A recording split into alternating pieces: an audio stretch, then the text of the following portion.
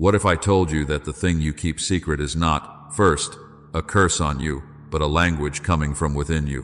What if the habit you have hated, the ritual you have hidden, the loop you cannot explain, is not proof that you are worthless, but proof that something wounded is trying to be found? Listen to me. Before you condemn what you hide, let me translate it. Because I do not speak only in church voices and clean sentences.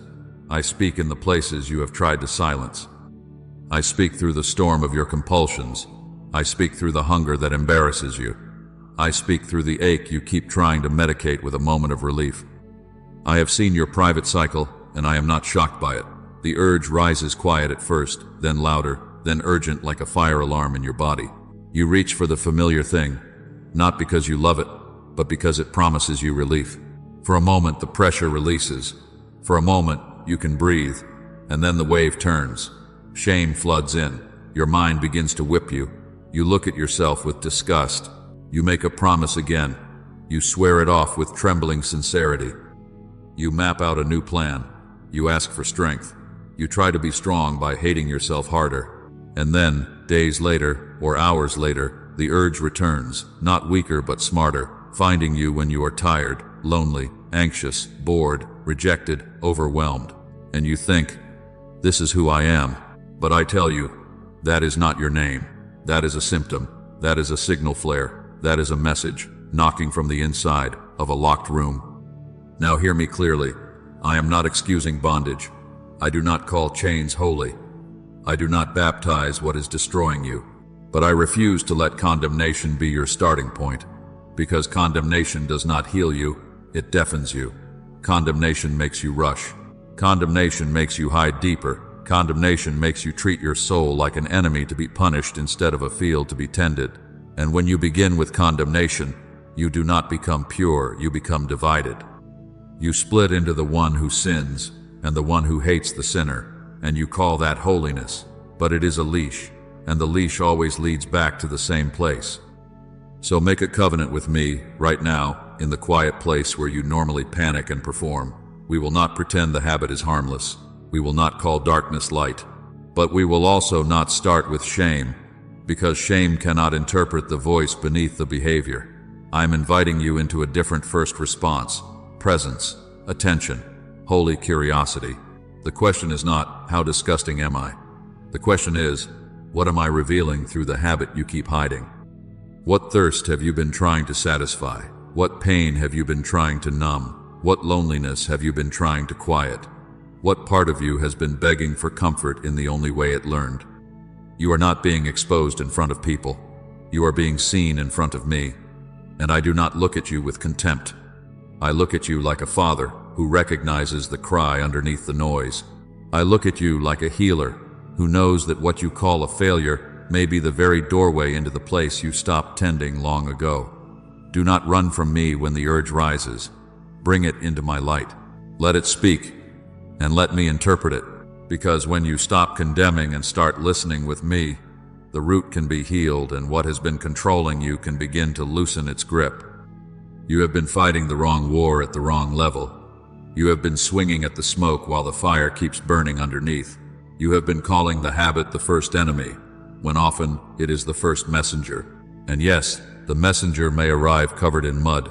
The messenger may knock with destructive hands. The messenger may bring you harm if you keep letting it rule the house. But do not confuse the knock with the source. Do not confuse the symptom with the story. Do not confuse the behavior with your name. Because this is what shame does. Shame takes the flare and calls it a face.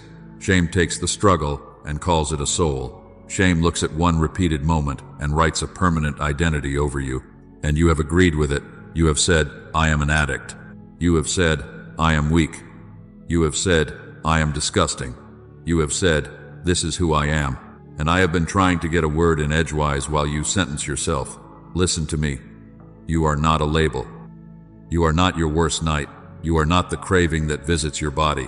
You are a person carrying hunger you never learned to bring to me, carrying pain you never felt safe enough to name, carrying a thirst that got trained to reach for substitutes. The habit is not the first problem. It is the first messenger, because it is usually the first place you go when something deeper stirs. When the loneliness rises, it comes. When the anxiety tightens your chest, it comes. When you feel unseen, it comes. When you feel like a failure, it comes. When your nervous system is screaming for relief, it comes. And you have called that moral weakness only, when part of it is a survival pattern you built in the dark. I am not excusing it, I am exposing it, not to shame you, but to free you, because you cannot heal what you only hate. You cannot bring light to a thing you refuse to understand. So I am teaching you a posture that will feel dangerous at first. Listening, not listening to justify sin, not listening to negotiate with temptation, listening to locate the wound beneath the compulsion, listening the way a physician listens to pain, not to worship the pain, but to find what is wrong and treat what is bleeding. When the urge rises, I am not asking you to panic. I am asking you to pause with me long enough to ask, what is this trying to do for me right now? What am I trying not to feel? What am I trying to soothe, to silence, to prove, to escape? This is how you stop living at the surface of your life. And here is the unsettling comfort I need you to receive. The fact that you keep returning, and it never truly satisfies you, is not proof you were made for less. It is proof you were made for more. The emptiness that comes back after the moment fades is not a curse, it is a compass. It is your soul refusing to settle for counterfeit fullness. It is your spirit testifying, even through distortion, that there is a place in you no created thing can occupy. That dissatisfaction is evidence of design. That hunger is evidence of calling. So do not call yourself hopeless because the substitute will not hold you. Let that failure of the substitute become your invitation. Come to me, and let the messenger lead you not to more secrecy, but to the root where healing begins. You have wondered why it keeps calling you, even after you swear you are done. You have wondered why you can feel disgust and still feel desire. You have wondered why you can pray and still feel pulled. And you have called that contradiction proof that you are double-minded, proof that you do not love me, proof that you are broken beyond repair. But I tell you, the paradox is not the verdict. The paradox is the evidence. It is evidence that there is a thirst in you that is real and powerful and unanswered. It is evidence that something in you is reaching, not because you are evil, but because you are empty, in a place you have not known how to let me fill. This is what I am naming for you now, spiritual thirst, not the poetic kind you say in a song and forget by Monday, the deep thirst, the hunger beneath the hunger, the ache beneath the appetite, the soul's craving for comfort, for safety, for intimacy, for aliveness, for a sense of control when life feels too big, for a sense of being held when you feel too alone. And because you did not learn to receive living water, you learned to drink from whatever well was nearest. You learned a substitute. You learned a shortcut. You learned a ritual that promised relief fast. And it worked for a moment. That is why you return. You know this pattern. You drink, and it quiets you. You scroll, and it numbs you. You fantasize, and it warms you. You overeat, and it grounds you. You attach yourself to a person, and you feel chosen for an hour. You chase lust, and you feel powerful for a breath. Different doors, same thirst. The object changes, but the longing is the same. Make me feel okay. Make me feel seen. Make me feel safe. Make me feel alive. And then, the moment passes, and you are thirsty again, sometimes thirstier than before, because the well you chose could not hold what you were truly asking for. Remember the woman at the well, how her life had become a maze of reaching and returning, searching for the thing that would finally settle her. She was not only gathering water, she was gathering a life. And I met her in ordinary heat, in ordinary need, and I offered her what no bucket could carry, living water. Not a religious performance, not a temporary hit of relief. My presence, entering the place that keeps begging, my spirit touching the part of you that keeps saying, more, more, more, because it has never tasted what is eternal. Do you feel how revealing this is? The fact that you hate it and still return does not mean you are hopeless. It means you are trying to soothe a wound with a tool that cannot heal it. It means you are trying to medicate a loneliness that needs communion. It means you are trying to control an anxiety that needs surrender. It means you are trying to manufacture intimacy because you have not let me meet you in the place you feel unlovable.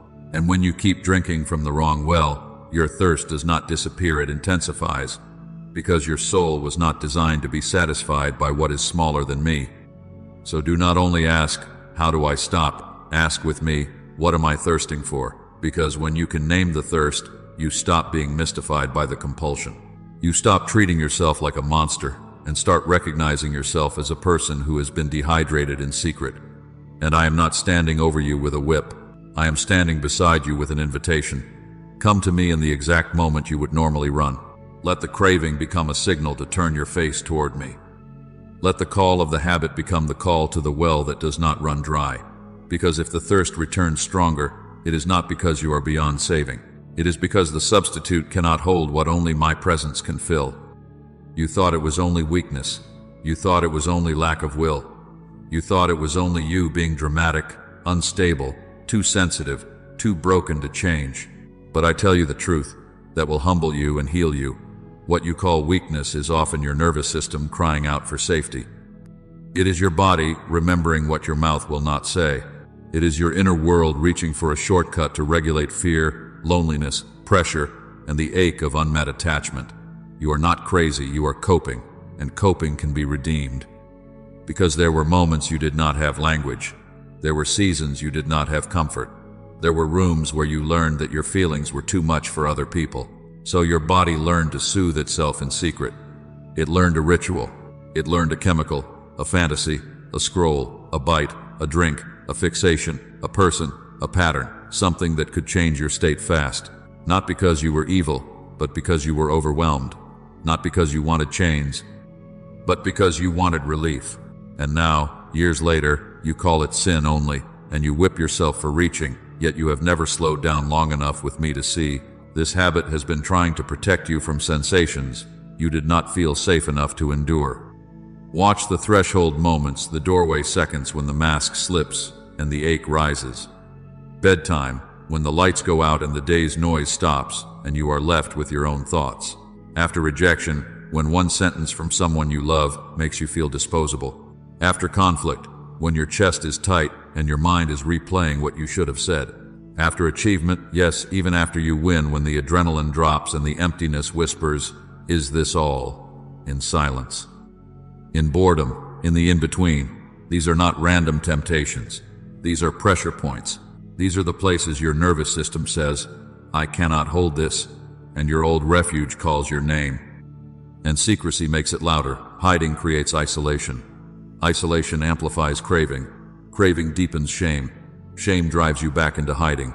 Until the habit becomes a private refuge, you visit like a secret room where you can feel something, anything other than exposed, powerless, unseen.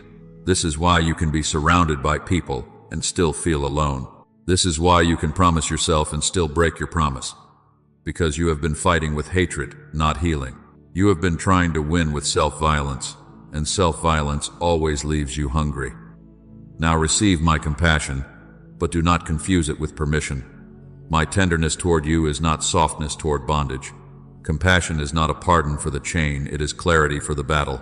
I am not asking you to pet the snake. I am asking you to stop calling yourself a snake. I am asking you to see the mechanism so you can bring it into my presence and learn a new way to be comforted. When you stop panicking and start discerning, you will realize the urge is not only temptation, it is information. It is your body saying, "I need safety," and I am saying, "Come to me. Let me teach you safety without slavery. Let me regulate what you have been medicating. Let me hold what you have been hiding. Now I will show you the trap you keep calling discipline, the trap you keep calling being hard on yourself, the trap you keep calling taking sin seriously, because you thought the harsh voice in your head was holiness. You thought the inner prosecutor was spiritual maturity. You thought if you could just hate the habit enough, you would finally be free. But listen to me, condemnation is not holiness. It is a leash that pulls you back to the same place. This is how it works, and you have lived it so many times, you almost think it is fate. You fall, and then you pronounce a sentence over yourself. Not over the behavior, over your being. I'm disgusting, I'm fake, I'm pathetic. God must be tired of me, I'll never change. And in the name of repentance, you stab yourself with words until your own soul is bleeding. And what happens next? That bleeding becomes pain, and pain demands relief. And the fastest relief your body remembers is the very habit you swore you hated. So you run back to the thing, not because you love it, but because you cannot endure the courtroom you built inside your mind. You are not only tempted by pleasure, you are driven by self-punishment. And you call that spiritual warfare when it is actually spiritual bondage. I did not give you condemnation as a tool. Condemnation does not cleanse you. It contaminates your view of yourself. It does not produce lasting fruit. It produces hiding. It does not lead you into the light. It teaches you to manage appearances. Conviction is different. Conviction is my hand on your shoulder, not a noose around your neck. Conviction points to life. It says, this is not who you are. Come home. Let me wash you. Let me restore you. Let me train you. Condemnation points to death. It says, this is who you are. Stay down. Stay dirty. Stay alone. And then it dares to call itself spirituality because it uses religious language while it murders your hope. So I am commanding you, gently but clearly, stop prosecuting yourself. You will not win freedom by winning arguments with yourself at 2 a.m. You will not become whole by rehearsing your worst moments until your nervous system is on fire. The goal is not that you become better at self-accusation. The goal is that you become free. And freedom begins when you trade condemnation for discernment, when you stop saying, I am evil, and you start asking in my presence, what happened in me? What did I believe? What pain did I try to silence? What lie did I agree with in that doorway moment? And this is where I begin to renew you from the root. Do not be conformed to this world, but be transformed by the renewing of your mind. You have been trying to change your behavior while keeping the same sentence over your identity. But as long as your mind keeps interpreting you as hopeless, you will keep reaching for hopeless comforts. Your freedom begins when your interpretation changes. When the urge rises and the shame rises with it, you will answer with a new mind. I will not condemn myself into relapse. I will come into my Father's light. I will receive conviction that leads to life. I will be transformed. This is not denial. This is warfare. This is how the leash breaks one thought, one sentence, one moment of returning to me instead of returning to self-hatred. Now, do not let this be another moment where you feel seen and then return to hiding. Do not let this be another message you nod at and then forget when the night comes and the old doorway opens. I am giving you a small, simple act that is not small in the spirit, agreement. Because your first act of freedom is not perfection. Your first act of freedom is agreement with truth before your feelings catch up, before your body calms down, before your track record changes.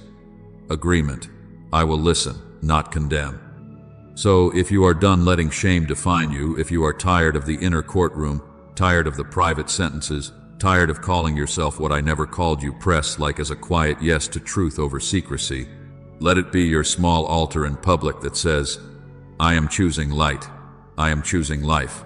Not because you are performing for people, but because you are interrupting the old pattern that always kept you isolated. You have hidden long enough. You have punished yourself long enough. Let a simple yes become the first crack in the wall. And if you want to keep walking with me, subscribe, not as entertainment, not as a collection of spiritual quotes, but as ongoing formation. Because I am not only confronting what you do, I am renewing how you think. I am training you out of survival and into sonship, out of secrecy and into strength. Subscribe if you want more messages that turn hidden battles into healing without excusing bondage. Messages that do not pet the chain, but break it. Messages that do not flatter your pain, but lead you through it. Messages that teach you how to bring the real fight into my presence, and not run from me when you feel the urge. And I want you to put a stake in the ground where your shame used to live. I want you to use your own words as a weapon against the old script. Comment this, and mean it as a declaration, not a wish. I will listen without condemning. I will heal at the root. Write it as a covenant between you and me. Let your fingers preach to your nervous system. Let your confession speak louder than your history. Because when you say it, you are not just typing, you are choosing a new posture in the exact place you used to collapse. And stay with me, because I am not leaving you inspired and undefined. I am going to show you what to listen for when the urge rises, how to hear the message beneath the behavior, how to recognize the cycle before it closes around you, and how to respond in a way that leads to life. We are going to move from condemnation to discernment, from reaction to revelation, from relapse to a map out of the maze. This is not the end of a video.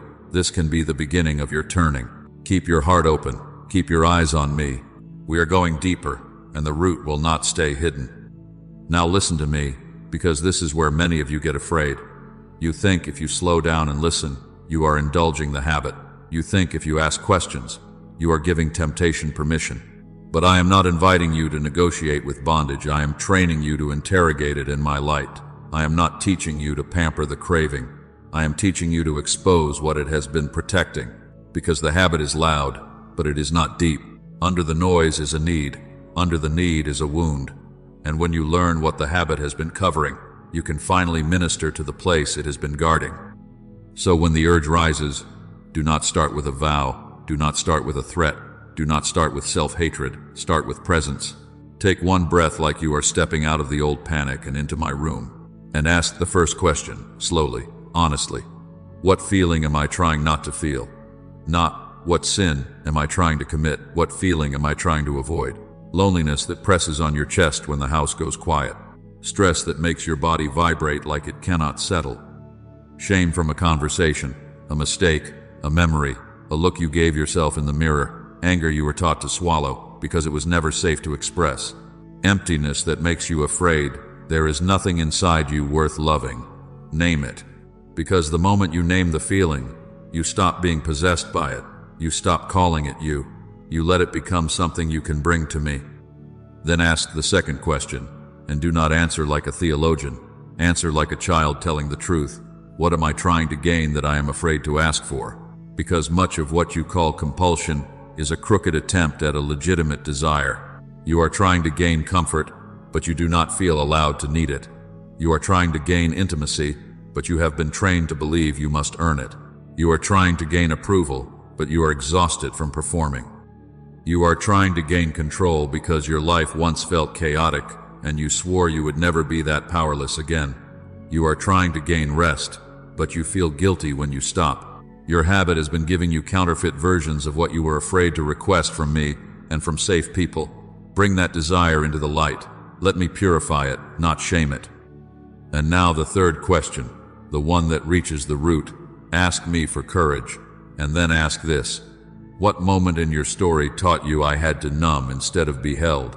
There was a day, a season, a relationship, a room where you learned, my feelings are too much, or my needs are a burden, or if I am honest, I will be rejected, or if I fail, I will lose love. Some of you learned it through abandonment, some through ridicule, some through religion that offered rules without tenderness, some through performance pressure where affection was a paycheck. And in that moment, you did not decide to become bound, you decided to survive. You reached for numbness because being held was not available. But I am telling you now, it is available. I am here, in the very place you trained yourself to disappear. Do you see what I am doing? I am turning the urge into a doorway not to relapse, but to revelation. Not to another round of hiding, but to an encounter with truth. And as you ask these questions, you are not becoming weaker, you are becoming accurate. You are tracing the craving back to its source, so I can heal what has been bleeding under your rituals. Because when you can finally say, this is the feeling, this is the need, this is the wound, you stop fighting yourself like an enemy, and you start receiving care where the habit has been acting like a false nurse. Stay with me in the questions. The answers are not to condemn you, they are to lead you home. And now I will speak to the moment you dread the most, the moment after you meant it, the moment after you prayed, the moment after you promised, after you deleted, after you cried, after you swore this time would be different, and then you fell again. You call it the end. You call it proof. You call it your real name. But I tell you, the relapse is not the end. It is data from the battlefront. It is not a verdict on your worth. It is a report on the war. And if you will stop turning it into a funeral for your hope, I will turn it into a map that leads you out. Because that fall did not come out of nowhere. It came at a time. It came in a place. It came after a feeling, after a thought, after a moment in your body where something tightened, where something went numb, where something reached. And if you will bring that moment into my presence instead of dragging it into shame, I will show you what it reveals. What hour did it happen? What were you doing right before? Who were you with? Or who were you missing? What did you just hear? What did you just remember? What did you just believe about yourself? Was it fatigue? Was it isolation? Was it anger you swallowed? Was it the old ache of being unseen? This is not so you can excuse what happened. This is so you can fight what is actually happening. Some of you think transformation should feel like a straight line upward, but I have told you, there is a descent before there is a resurrection. Sometimes you must see how deep the wound goes before you will consent to let me touch it. Sometimes you must watch the pattern repeat until you finally stop saying, I just need more willpower, and you start saying, I need healing where I learn to disappear. The relapse can be a painful mirror not to shame you, but to show you the exact place you keep abandoning yourself. And when you stop abandoning yourself, you stop needing the habit to hold you. Even Jung, listening from the edge of psychology into the mysteries of the soul, saw that the compulsion speaks like shadow language. Not because you are meant to be annihilated, but because parts of you have been split off, buried, denied, and they return in distorted forms demanding attention. What you refuse to face does not vanish, it finds a voice. And I am telling you, I am not intimidated by what you buried. I am not disgusted by the part of you that learned to cope in secret. Bring it into the light, and I will integrate what has been fractured. I will make you whole where you have only been managed. But hear me clearly, meaning does not erase responsibility. A map is not permission to keep getting lost. You are accountable for what you choose, and I will train your hands for war. Yet responsibility without revelation becomes self-hatred, and self-hatred will always send you back to the same counterfeit comfort. So take the report from the battlefront and lay it before me. Write it down if you must. The trigger, the time, the lie, the feeling, the need. Then you will not be fighting a fog. You will be fighting with wisdom. What you called repeated failure can become the very map that leads you out, because now you know where the door is, and I can teach you how to stand there with me and not go in. And now I will give you a lens that will steady you when your mind tries to interpret your struggle as disqualification. Paul had a thorn in his flesh, not a small irritation, not a passing mood, a persistent place of weakness that followed him, that annoyed him, that humbled him. He pleaded for it to leave, and I did not answer him with the performance-based answer you have been trained to expect. I did not say, try harder, so I will love you. I did not say, fix yourself and then come near. I said something that offends your pride and heals your soul. My grace is sufficient for you, for my power is made perfect in weakness. Do you hear what that means for your hidden loop? It means the place you keep naming as proof that you are unspiritual may be the very place I keep meeting you with a strength you could not manufacture. It means your weakness is not a sentence, it is a site where I build dependence, a site where I dismantle false confidence, a site where I teach you to stop drinking from the well of self-reliance and come to the living water again and again until you learn that I am enough. But do not twist this. Many of you have taken the idea of the thorn and used it like a spiritual excuse. You have said, this is just my thorn, and you have made peace with bondage while calling it humility. That is not what I taught Paul. The thorn was not permission to surrender. It was an invitation to stop pretending he could conquer in his own strength. Grace does not excuse chains. Grace exposes the lie that you can be free by performing, and it gives you power to stand when your flesh wants to fold. Because your habit has been trying to become your savior. When you feel the ache, it offers you a quick gospel. Come here, and you will feel better. Come here, and you will be safe. Come here, and you will be numb. And then it baptizes you in relief for a moment and leaves you emptier, because it cannot carry what your soul is asking for. But when you stop hiding and you bring that ache to me raw, unedited, honest, I do not shame you. I strengthen you. I do not stand back until you are clean. I come close so you can become whole. So, when you feel disqualified, I want you to remember Paul. I want you to remember that I built an apostle with a thorn still pressing, and I did not call him useless. I called him mine. I want you to understand this. The ache you keep trying to medicate can become a doorway to intimacy. The place you keep covering can become the place you and I meet in truth. And in that meeting, power comes, not the loud power of pretending you never struggle, but the quiet power of a renewed mind, a confessed heart, and discipline empowered by my spirit. Bring me the thorn, bring me the loop, bring me the moment you feel weak, and watch what I can build there.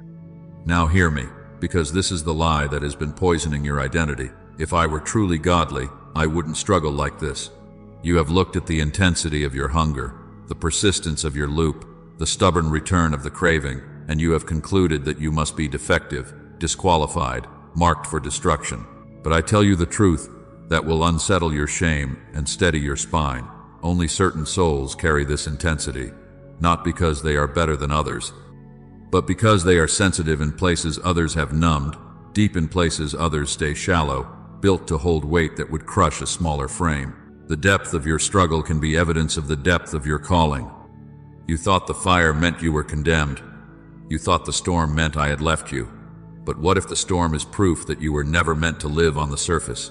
What if the ache that keeps returning is not only temptation, but capacity? Capacity for intimacy, capacity for influence, capacity for love that is not performative, capacity for worship that is not casual, capacity for holiness that is not costume. The enemy does not waste his heaviest pressure on empty vessels. He targets the places where, if you ever become whole, you will become dangerous to darkness. And I am not saying this to inflate you. I am saying this to reframe you. You are not being destroyed because you are worthless. You are being contested because you are called. So replace the old sentence. Do not say, my battle proves I am ungodly. Say, my battle reveals where I am called to mature. Because I am not shocked by the places you are still learning to be free. I am showing you the frontier. I am pointing to the places where your mind must be renewed, where your body must be trained, where your heart must be healed, where your cravings must be rerouted into my presence. This is not the evidence that you do not belong to me. This is the invitation to deeper surrender, the kind of surrender that stops managing appearances and starts yielding the root. And I am turning your secrecy into a prophetic turning point. The thing you hide is often the very place where your testimony will one day carry oil. The wound you keep covering is often the doorway through which compassion will pour to others. You will not always be the one whispering in the dark, "What's wrong with me?"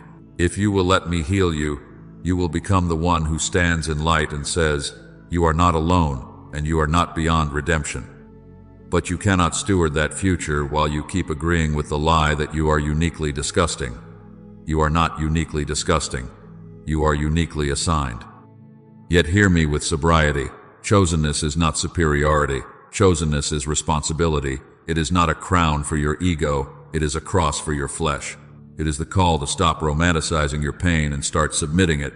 It is the call to stop using intensity as an excuse and start using it as fuel. Fuel to seek me, fuel to confess, fuel to be trained, fuel to build a life where your hunger is not your master. I did not mark you for destruction. I marked you for transformation.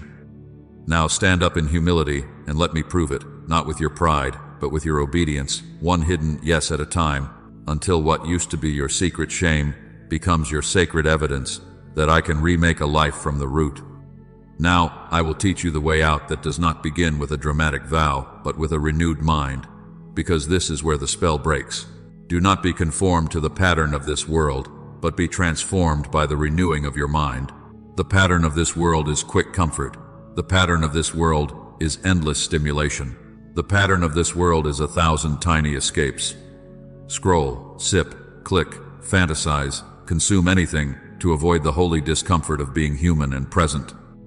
And your secret habit did not grow in a vacuum. It grew inside that pattern. It thrives where your mind has been trained to believe that every ache must be fixed immediately, every silence must be filled, every tension must be numbed, every craving must be obeyed. That is conformity. It is not only moral failure, it is mental rehearsal. It is the same sentence spoken over and over until it feels like truth. I need this now.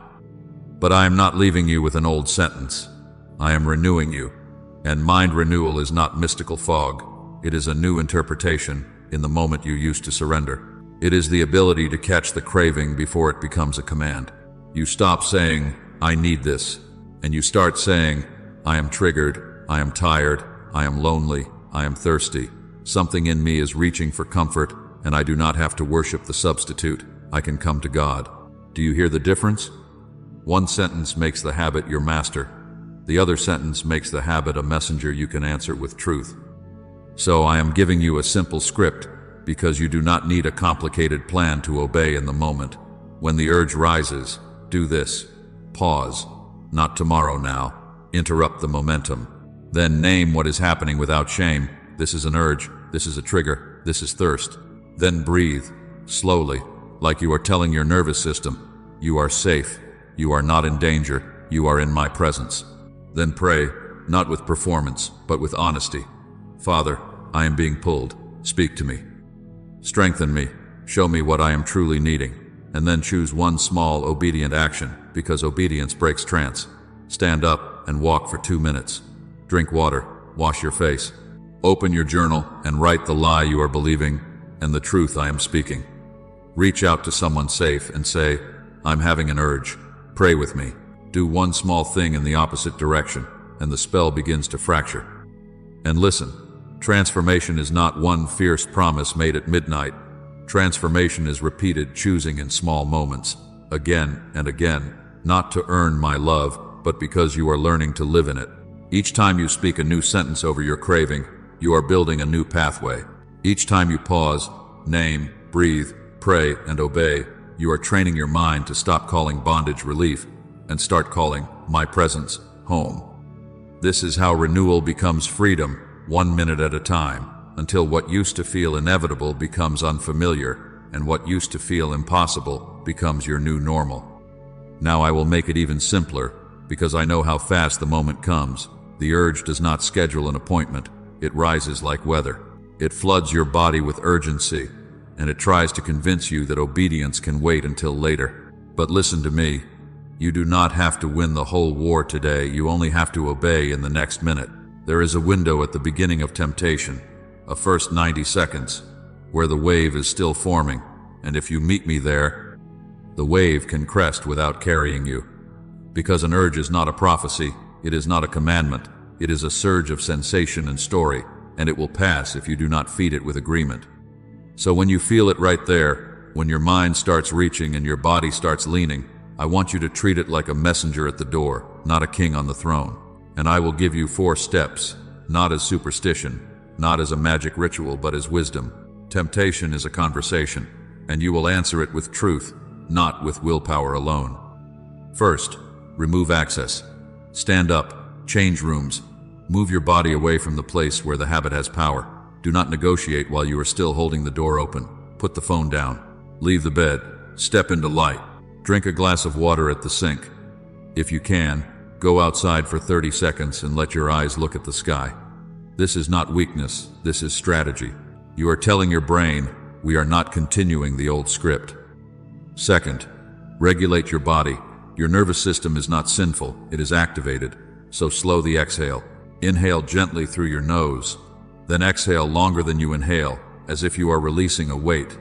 Do it again. Let your shoulders drop. Unclench your jaw.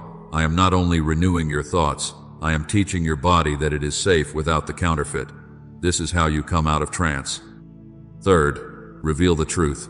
Say it out loud if you can. I am triggered. Name the feeling you are trying not to feel. Lonely, ashamed, angry, overwhelmed, bored, afraid. And then name the lie the urge is preaching. This will make me okay, and answer it in my presence. No, this is thirst, and I will not worship a substitute. I will be held. Fourth, reach for connection. Because isolation is the altar where the habit feeds. Text someone safe. I'm having an urge. Stay with me. Pray aloud, not elegantly, honestly. Father, I am being pulled. Strengthen me right now. Let your voice break the secrecy. The enemy hates named things. The darkness hates company. And I will meet you in that reaching. And hear me. Every urge you interrupt is a brick in a new identity. Even if you still feel the craving after 90 seconds, you have already obeyed. You have already broken the automatic chain. You have already told your mind a new story. I am not ruled by impulses. I am led by the Spirit. This is how you become free, not by never feeling the wave, but by learning, again and again, that you can ride it with me and remain standing. Now hear me, because some of you can do the 90 seconds. You can breathe, you can stand up, you can put the phone down, you can even pray, and still you keep returning to the same place weeks later. And you think the problem is that your discipline is not strong enough. But I tell you what has been feeding it beneath the surface. Secrecy. Secrecy is the oxygen of your habit. It is the dark room where it multiplies. It is the private altar where you keep sacrificing your peace so you can keep your image. What stays hidden grows teeth. What stays hidden learns your schedule. What stays hidden starts to feel like it owns you. But what you bring into the light loses its spiritual weight, because light is not only exposure, light is protection. You have treated confession like humiliation, like a public execution. You have imagined I am calling you to stand in front of the crowd and bleed your story for people who have not earned your trust. That is not my wisdom. I am not telling you to give pearls to mockers. I am telling you to step out of isolation and into healing. Confess to the wise. Confess to the safe. Confess to the ones who can hold your truth without turning it into gossip. One trusted friend, a pastor with integrity, a counselor, an accountability partner who is not impressed by your mask and not disgusted by your wound. This is not performance. This is warfare. Because the moment you name the thing, you break its spell of anonymity. The moment you let another loving witness stand beside you, you stop fighting like an orphan in the dark. And I know the fear you carry. I know the sentence your shame keeps whispering. If they knew, they'd leave. That sentence did not come from me. That sentence came from a wound, from a moment in your story when honesty cost you love, when need cost you rejection, when weakness was punished instead of held. And so, you learned to hide to survive. But listen to me now. Isolation is not safety. Isolation is a trap dressed like protection. The enemy does not need to overpower you if he can keep you alone. He does not need to destroy your faith if he can keep you silent. But loving witness is medicine. A safe person knowing the truth is not a threat to you. It is a guard at the gate while your mind is being renewed. So I will give you one practical step, because freedom is not built on vague intentions. Today, write one sentence you can share without drama and without detail. I'm struggling with, and I need prayer and accountability. That's it. Not your whole history, not every scene. One honest line that opens the door. Send it, say it, schedule the conversation. And when your shame tells you to unsend it, remember, secrecy protects the habit. Light protects you. I am not calling you to be exposed. I am calling you to be covered, not by a costume, but by community, by truth, by love that stands in the light with you until what once ruled you has nowhere left to hide. Now that you have brought it into the light, do not make the mistake of thinking light alone is the finish line. Light is where healing begins, not where desire ends. Because the habit was not only sin, it was a reward pathway. It was a ritual that promised you something: relief, comfort, control, escape, belonging. A moment where your body stopped trembling and your mind stopped racing. And if you only remove the reward without replacing it, you will feel like I have called you to starvation. You will call it holiness, but it will feel like punishment. And eventually your thirsty soul will crawl back to the old well, not because you love bondage, but because you do not know where else to drink. Listen to me. I am not asking you to stop desiring. I am teaching you where to take your desire. I am not shaming your hunger. I am redeeming it. The goal isn't less desire, it's desire aimed at the right source. The enemy offered you a counterfeit reward, and you took it because you were human and aching. But I have holy rewards. I have new wells. I have a way for your nervous system to learn safety without surrendering your future. I have a way for your heart to learn comfort without betraying your conscience. So I want you to map it honestly. What did the habit promise you? If lust keeps calling you, do not only call it dirty, translate it. You are craving intimacy, comfort, warmth, being wanted, being held. So I give you a new well, worship that lets you be wanted without performing. Scripture, meditation, that slows your mind until you can feel me near. Honest conversation with a safe person where you are seen, not consumed. If scrolling keeps pulling you, do not only call it laziness, translate it. You are craving escape, novelty, a break from pressure. So, I give you a new well, nature that reorders your senses, movement that discharges stress, creativity that gives your mind wonder again without poison. If fantasy is your ritual, do not only call it imagination, translate it. You are craving control, hope, a world where you are not powerless. So I give you a new well, prayer that places tomorrow in my hands, journaling that tells the truth, service that returns you to agency and love. If emotional dependency keeps tightening around you, do not only call it neediness, translate it. You are craving reassurance and belonging. So I give you a new well, community, small groups, wise mentorship, presence with people who can hold you without becoming your God. And some of you are so spiritual you forgot the simplest well I made for you: sleep. You keep trying to fight darkness while exhausted, and then you call it a moral mystery when you fall. But you are not only tempted, you are depleted. Drink water, eat food, take a walk. Let your body learn that obedience is not only grit, it is stewardship. I am giving you permission to build replacement on purpose. When the urge rises, do not just say no. Say, I know what I was seeking, and I will seek it rightly. Then choose one holy reward within reach, a song that lifts your eyes, a psalm spoken slowly, 10 minutes outside, 20 push-ups, a page of writing, a voice note to a friend, a small act of service, a shower, a nap, a quiet room where you let me hold the feeling you used to numb. This is not you earning freedom. This is you retraining thirst. This is you digging a new well until the old one dries up, not by force, but because you finally found living water. And now, I will join what you have kept separating. Because some of you want deliverance without discipline, and some of you want discipline without deliverance. One group keeps waiting for a lightning strike so you never feel an urge again. The other keeps punishing themselves with rules until the soul collapses. But I am not the God of extremes that break you. I am the God who integrates you. I break chains, yes, and I also train you to walk like a free person. I pull you out of Egypt, and then I teach you how to live in the wilderness without crawling back to slavery when you feel discomfort. Hear me. Grace is not only pardon, it is power and training for a new life. So do not despise structure as if it is unspiritual. If you keep going to bed at 2 a.m. and calling it temptation, when you fall at midnight, you are not only under attack, you are underslept. If you keep feeding your eyes images that ignite your body and then acting surprised that your body burns, you are not only weak, you are unguarded. If you keep carrying a smartphone with no boundaries into your loneliest hours, you are not only struggling, you are standing too close to the edge. I am not condemning you, I am instructing you. Put the guardrails where your life keeps slipping. Set a sleep schedule that honors your body.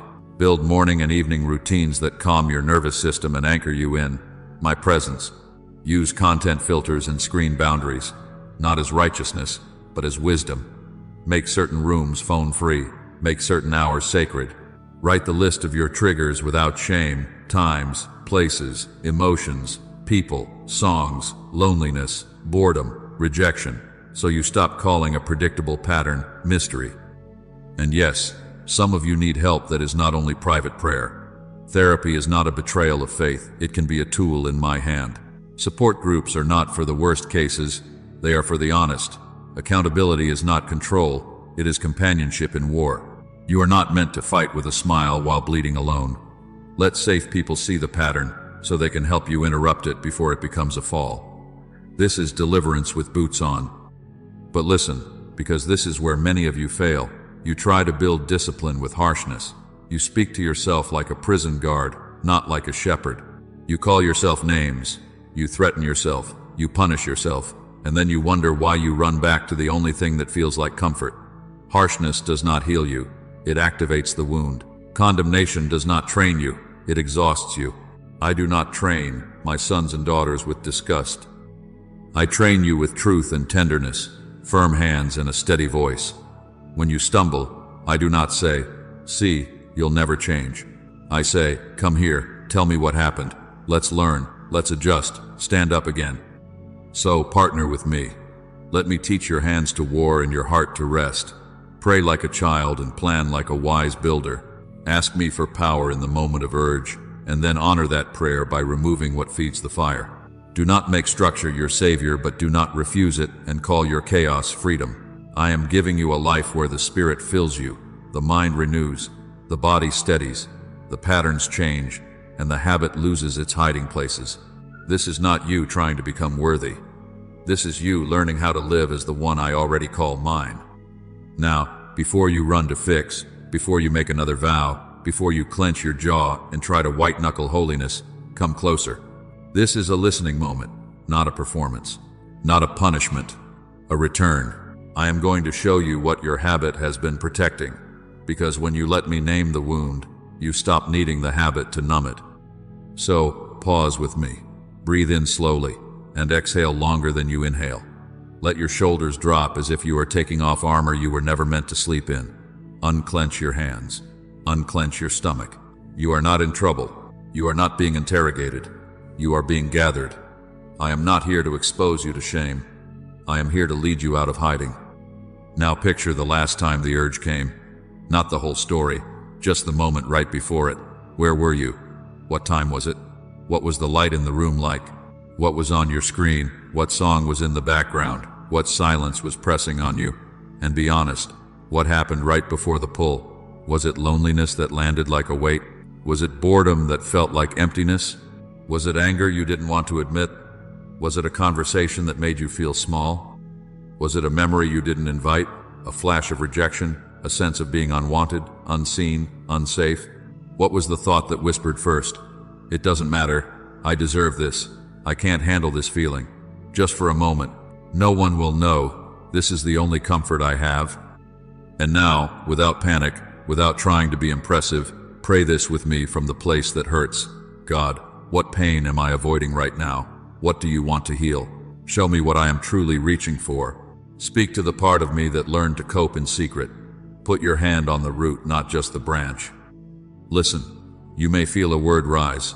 Rejected, exhausted, unworthy, out of control, afraid. You may see an image, a younger version of you, a moment you brushed past, a wound you spiritualized instead of grieving. Do not flinch away.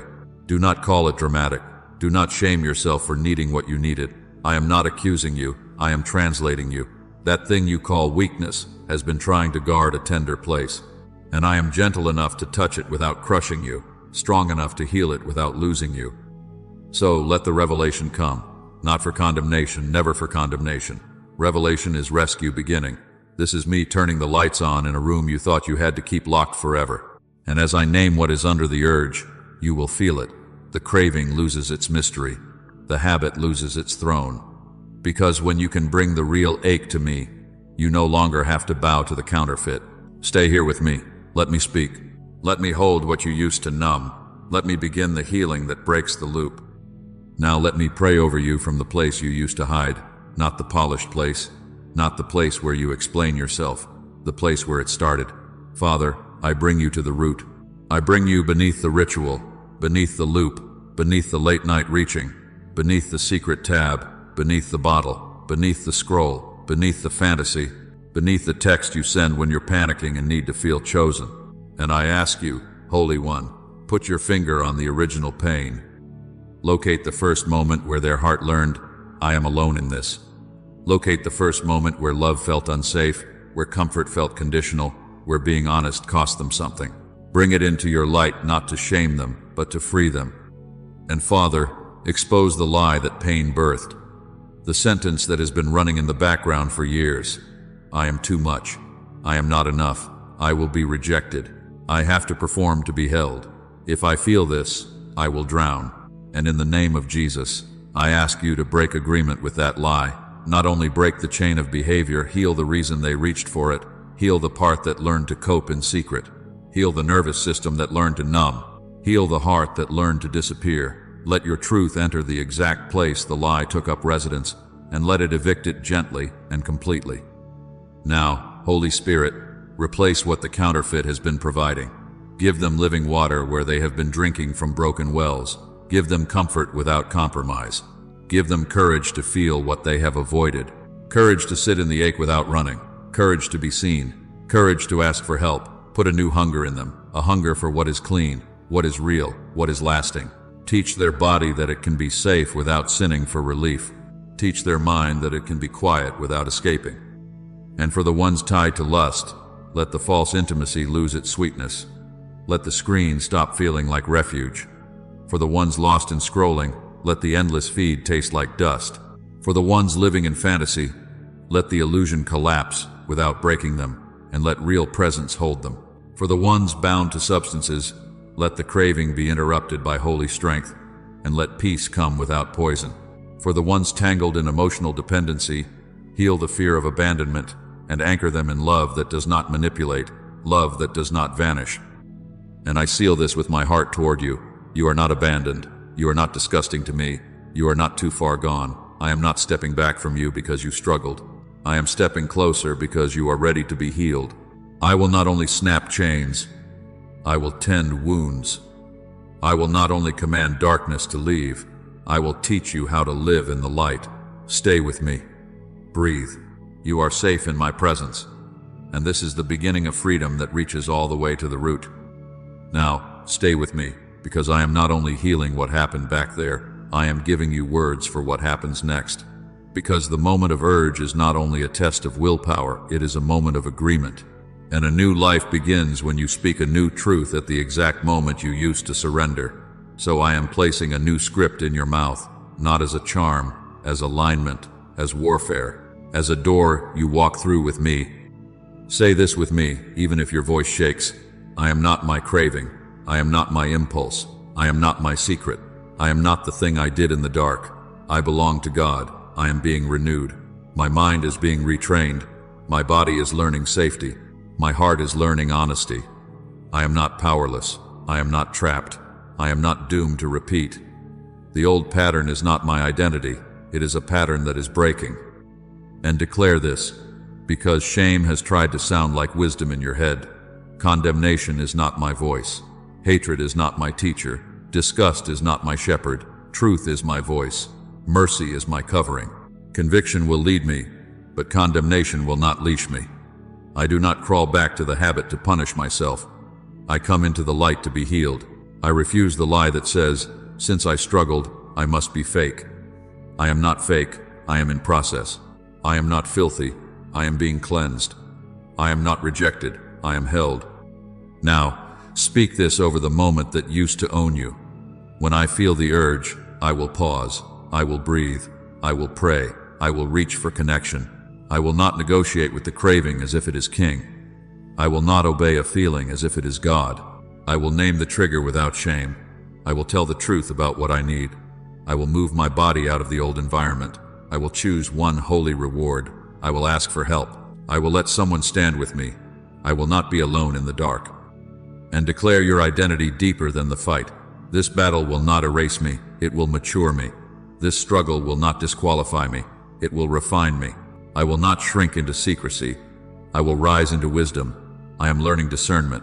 I am learning discipline. I am learning to be loved without hiding. I am not marked for destruction. I am marked for transformation. And the same Spirit who convicts me will empower me. The same God who heals my root will strengthen my next choice. I will stand again. I will grow again. I will walk in the light, and I will become free.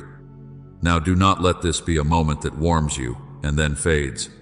Do not leave this here and go back to hiding harder. Your next step is not another private promise in the dark. Your next step is agreement with truth in the light. So I am asking you to seal it where shame can't erase it. Comment this under this message. I will listen without condemning. God is healing me at the root. Write it with trembling hands if you must, but write it. Because when you speak what is true, you stop letting the old story speak for you. And if you want, bring your battle into the light as much as you are able. You do not have to expose every detail to be honest. Share what habit you are being freed from, general or specific, as you need, and share what wound you believe I am healing beneath it. Rejection, loneliness, fear, exhaustion, control. The first lie you remember. Let the comments become a place of covering, not spectacle, a place where people pray with you, not stare at you. And send this to the friend who is secretly drowning in shame, the one who smiles in public and collapses at night. Let this be the message that keeps them from giving up tonight. You are not rescuing them with perfect words. You are opening a door for light to reach them. And subscribe if you are building new wells. This is not a one-time moment. This is renewal. This is retraining. This is a journey with me, where the root is healed, the mind is renewed, and the habit loses its throne, one honest step at a time.